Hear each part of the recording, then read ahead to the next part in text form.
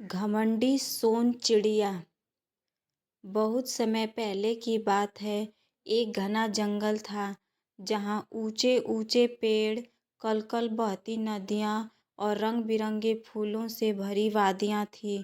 उसी जंगल में एक अद्भुत चिड़िया रहती थी जिसे सब सोन चिड़िया कहते थे। उसका नाम सोन चिड़िया इसलिए पड़ा था क्योंकि उसके पंख सुनहरे रंग के थे जो धूप पड़ते ही सोने की तरह चमकते थे। जब वह उड़ती तो पूरा आसमान मानो रोशनी से भर जाता। जंगल के सभी जानवर सोन चिड़िया की सुंदरता देखकर हैरान रह जाते थे। मोर अपने पंख फैलाकर भी उसकी बराबरी नहीं कर पाता था। कोयल की मधुर आवाज़ भी उसके सामने फीकी लगती थी। धीरे धीरे सोन चिड़िया को अपने सौंदर्य और विशेषता पर बहुत घमंड हो गया। वह खुद को जंगल का सबसे श्रेष्ठ प्राणी समझने लगी। एक दिन सोन चिड़िया ऊंचे पेड़ की डाल पर बैठी थी। नीचे से तोता, गौरैया और मैना उड़ते हुए जा रहे थे। सोन चिड़िया ने उन्हें देखकर तिरस्कार भरी हंसी हंसी और बोली, तुम सब कितने साधारण हो। न रंग है न चमक।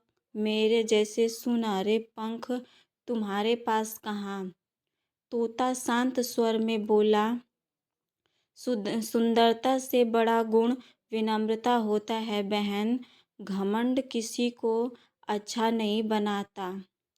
सोन चिड़िया ने उसकी बात अनसुनी कर दी और हंसते हुए उड़ गई। उसे लगा कि बाकी चिड़िया उससे जलती हैं। कुछ दिन बाद जंगल में एक बड़ी सभा हुई। राजा शेर ने सभी पक्षियों और जानवरों को बुलाया। विषय था जंगल की भलाई के लिए कौन सबसे उपयोगी है। सभा में एक एक करके सभी ने अपने अपने काम बताए। मधुमक्खी ने फूलों से रस लाकर शहद बनाने की बात कही। कठफोड़वा पेड़ों के कीड़े खाने की और कोयल ने अपनी मीठी आवाज़ से सबका मन खुश करने की। जब सोन चिड़िया की बारी आई तो वह गर्व से बोली, मेरी सुंदरता ही जंगल की शान है। मेरे पंखों की चमक से जंगल प्रसिद्ध है। मुझसे बढ़कर उपयोगी कोई नहीं। सभा में सन्नाटा छा गया। शेर ने गंभीर स्वर में कहा, सुंदरता अच्छी बात है, पर क्या तुम जंगल के लिए कुछ करती भी हो। सोन चिड़िया के पास कोई उत्तर नहीं था। फिर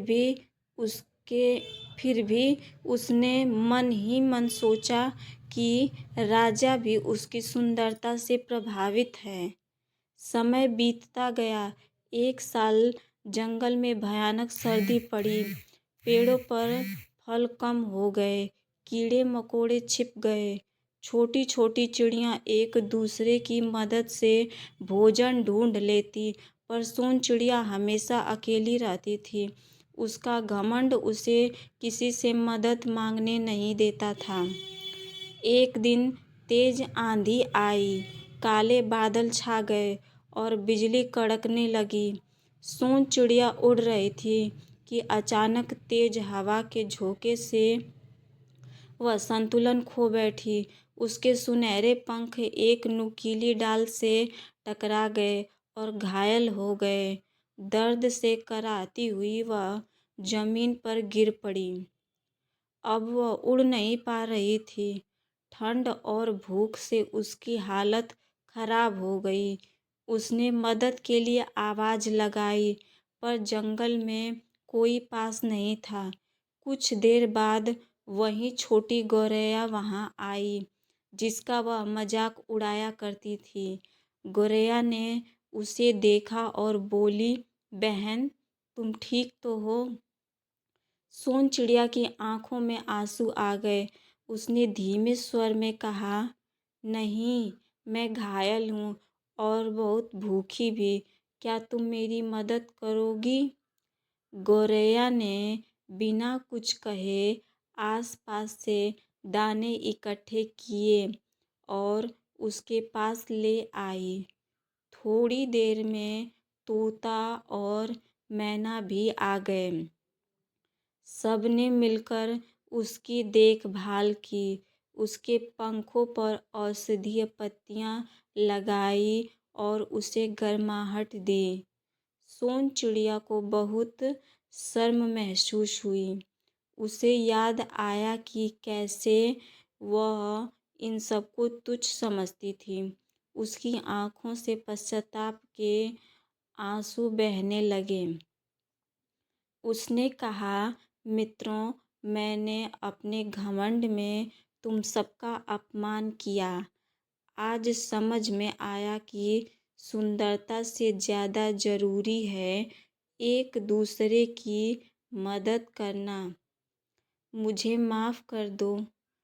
तोता मुस्कुराया और बोला, गलती समझ लेना ही सबसे बड़ी समझदारी है। कुछ दिनों की देखभाल के बाद सोन चिड़िया ठीक हो गई। उसके पंख फिर से चमकने लगे, लेकिन अब उसकी आंखों में घमंड नहीं बल्कि विनम्रता थी। वह अब सबके साथ मिलकर रहने लगी। छोटी चिड़ियों के साथ दाने खोजती, घायल जानवरों की खबर शेर तक पहुंचाती और जंगल की भलाई में योगदान देने लगी। अगली सभा में जब राजा शेर ने उससे पूछा, अब तुम क्या कहना चाहोगी? तो सोन चिड़िया ने सिर झुकाकर कहा, महाराज, मैंने सीख लिया है कि अकेली सुंदरता किसी काम की नहीं। असली महानता सेवा और नम्रता में है।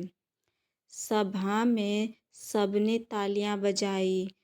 उस दिन से सोन चिड़िया सिर्फ अपनी चमक के लिए नहीं बल्कि अपने अच्छे स्वभाव के लिए जानी जाने लगी।